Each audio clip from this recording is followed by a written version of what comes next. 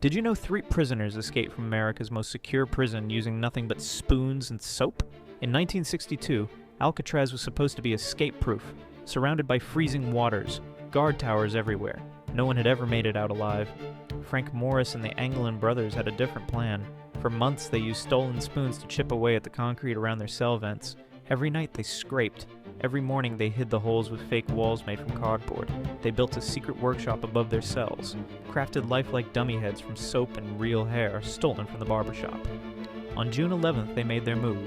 The guards found the fake heads in their beds the next morning. The prisoners were already gone. They had escaped through the roof, climbed down the walls, built a raft from stolen raincoats. Then they vanished into the night. The FBI launched a massive manhunt. They found pieces of the raft on a nearby island, but the men, never seen again. 60 years later, the case remains unsolved.